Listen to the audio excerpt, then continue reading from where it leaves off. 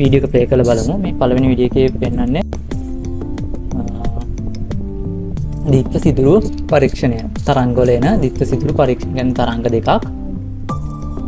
ව්‍යවස්ථරයි play කරලා බලමු. මෙන්න මෙහෙම ජල තරංගයක්. ජල තරංගයක් කියලා කියන්නේ තීරයක් තරංගයක්. ඒ කියන්නේ තරංගය ගමන් කරන දිශාවට ලම්බකව තමයි මාධ්‍යාංශු කම්පණය වෙන්නේ. ඊට මේ ජලාංශු දැන් මේ වගේ තැනක් ගත්තොත් ජලාංශු ඉහළට පහළට ඔසිලේට් වෙනවා. නමුත් ජල තරංග ඉදිරියට ගමන් කරන්නමක් වෙන්නේ නැහැ. ඒවත් ඕන තරම් MCQ වල අහලා තියෙනවා. මෙන්න මෙහෙම ජල තරංගයේ මෙන්න මේ සිදුරු දෙක හරහා ගියාම තරංග නිරෝධනයකටපත් වෙනවා. මේකෙන් තරංග නිරෝධනය කියලා කියන්නේ තරංග දෙකකට වැඩි ප්‍රමාණයක් එකිනෙක අධිස්ථාපනය වීම.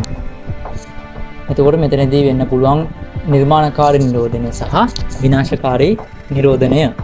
නිර්මාණකාරී නිරෝධනයේදී වෙන්නේ එකම කලාවේ තියෙන තරංග අනිවාර්ය තීරයක් තරංග දෙකක් එකතු වෙලා ඊට වැඩි විස්තරය දෙගුණ වෙච්ච තරංග දෙක සමාන නම් විස්තරය දෙගුණ වෙනවා. නැත්නම් ඊට වඩා වැඩි වෙනවා. විස්තර එකතු වෙලා විස්තර දෙගුණ වෙලා විස්තර වැඩි වෙලා නව තරංගයක් ඇති වෙනවා. විනාශකාරී නිරෝධනයේදී වෙන්නේ ප්‍රතිවිරුද්ධ කලාවෙන් තියෙන තරංග දෙකක් එකට එකතු වුණාට පස්සේ තරංගය නැතිවීම තරංගය විනාශ වීමක් හෝ විස්තරය අඩුවීමක් සම්ප්‍රයුක්ත විස්තරය අඩුවීමක් වෙනවා. එතකොට තරංග නිරෝධනයේ ආකාර දෙකක් වෙන්න පුළුවන්. එකක් නිර්මාණකාරී නිරෝධනය සහ අනිත් එක විනාශකාරී නිරෝධනය. මෙන්න මෙහෙම තරංග දෙකක් සිදුරක් තරංගයක් සිදුරක් කරා තීරයක් තරංගයක් සිදුරක් කරා ගියාට පස්සේ මෙන්න මෙහෙම නිරෝධන රට ඇති කරනවා. ඒක අපි තීරයක් මතර ගත්තට පස්සේ මෙන්න මේ විදිහට ඉන්ටර්ෆියරන්ස් පැටර්න් එකක්. මෙන්න මේ වගේ මෙන්න මෙතන පෙනෙන කලර් දෙකෙන් පෙන්වන්නේ නිර්මාණකාරී නිරෝධනය, අඳුරු පැත්තෙන් පෙනෙන විනාශකාරී නිරෝධනය. ඒතර මෙන්න මෙහෙම ඉන්ටර්ෆියරන්ස් පැටර්න් එකක්. ඒකට තරංග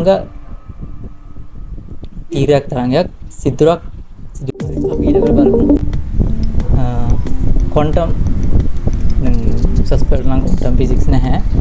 ක්වොන්ටම් ෆිසික්ස් වලින් අපි ඉගෙන ගන්න පරමාණු අවස්ථාවකින් වස්තුවක් බෙදාගෙන ගියාම අපිට හම්බ වෙන කුඩාම ඒකකයක් පරමාණුව බෙදාගෙන ගියාම අපිට හම්බ වෙනවා ඉලෙක්ට්‍රෝන මැදේ තියෙන නියුට්‍රෝන නෙස්ටයක් ඇතුලේ තියෙන නියුට්‍රෝන සහ ප්‍රෝටෝන වලින්. ඒතොර මෙන්න ඒක බලන්න ඒ ආදර්ශනය කරන්න හදපු සිමුලේෂන් වීඩියෝ එක තමයි කාබන් තමයි මේ තියෙන්නේ. අපිට මේකෙන් බලා ගන්න පුළුවන් කාබන් පරමාණු. දැන් කාබන් බිඳගෙන යනවා. ඊට පස්සේ හිස් අවකාශයේ තියෙන අපිට කාබන් ඇටම්ස් බලා ගන්න පුළුවන්. තවදුරටත් ගියාම අපිට කාබන් පරමාණු බලා ගන්න පුළුවන්. ඉතින් තියෙන කාබන් පරමාණුවත් ඇතුළට ගියාම මේ තියෙන ඉලෙක්ට්‍රෝන වලාවන් මේ මැද තියෙන්නේ නෙස්ටි හැදිලා තියෙන්නේ. ඇතුළට ගියාම නෙස්ටි බලා ගන්න පුළුවන්.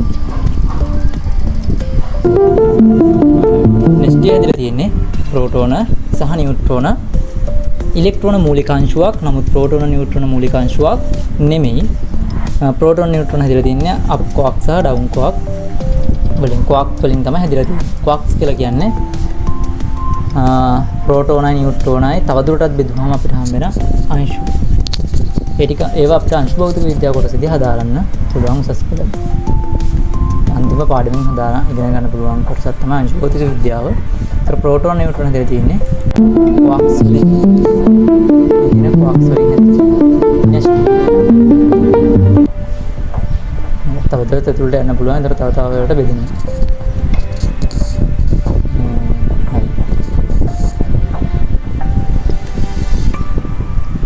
අපි ඊළඟට බලමු මොකද ඊළඟට තියෙන බලන්න මොකද බලමු තියෙන්නේ.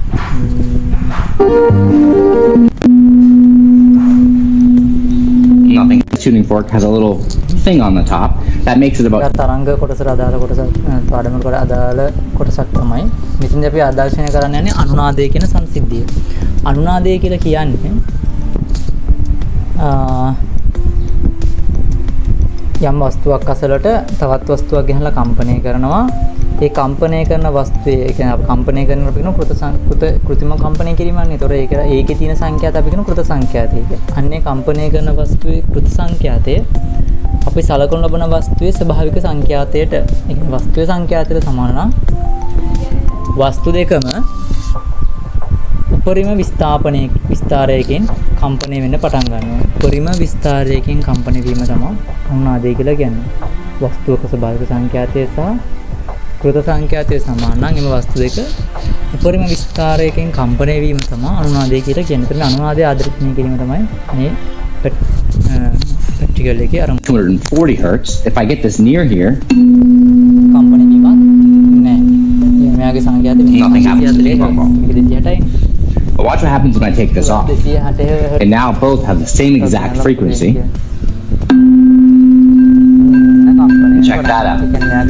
So I can excite this tuning fork with the sound waves from this one as long as the frequency matches perfectly. If it's off even by a little bit, it doesn't work. අනුනාදය ආදර්ශනීය කිරීම Physics pretty fun. බලන්න යන්නේ තාපේ සංසිද්ධියක්. ඒ කියන්නේ දැන් ඝන වස්තුවකට තාප ශක්තිය ලැබෙනකොට ඒ වස්තුවේ තියෙන අංශු වල චාලක ශක්තිය ඉහළ යනවා. චාලක ශක්තිය ඉහළ යාමත් සමග අංශු වල කම්පන විස්තාරය වැඩි වෙනවා. කම්පන විස්තාරය වැඩි වීමත් එක්ක ඝන වස්තු ප්‍රසාරණ ඝන වස්තු ද්‍රව වායු හැම එකක්ම ප්‍රසාරණය වීමකට භාජනය වෙනවා. මෙන්න මේ ප්‍රසාරණය භාජනය වීමේ ප්‍රතිඵලයක් විදිහට මෙන්න මේ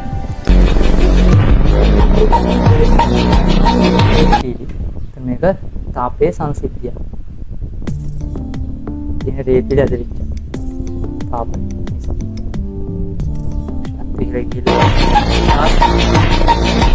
මේ සංසිද්ධිය අපිට බලා ගන්න පුළුවන් වෙන්නේ. ඒ අතුරු ප්‍රතිඵලයක් විදිහට තමයි රීල් දුම්රියවල් රීල් පිළිපණින්නේ ඔන්න ඔය සිද්ධියේ ප්‍රතිඵලයක් විදිහට සංසිද්ධියේ ප්‍රතිඵලයක් විදිහට තමයි.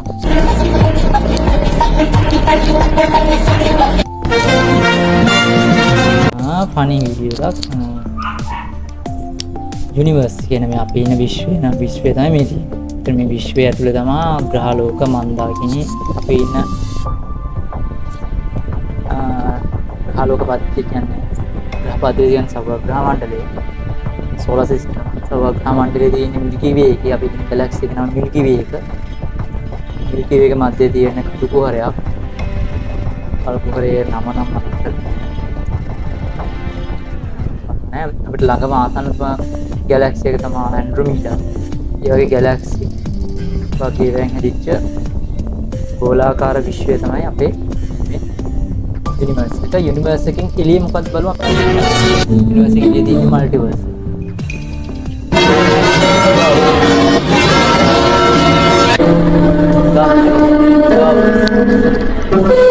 ගිගාවර්ස් එකේ තියෙන්නේ ටෙරාවර්ස්. ටෙරාවර්ස් එකේ තියෙන්නේ එක්සාවර්ස්. එක්සාවර්ස් එකේ තියෙන්නේ එක්සාවර්ස්. එරත් තියෙනවා හයිපර්වර්ස් එක. ඊට දෙලිය මොකද වෙන්නේ? ඔම්නිවර්ස්. ඔම්නිවර්ස් එකේ තියෙනවා මොකද නැද්ද? ඔම්නිවර්ස් එකේ මොකද නැහැ. සිදයක් නෑ. අච්චා වීඩියෝ එක නවත්තනවා කියන වීඩියෝ එක හම්බුනේ.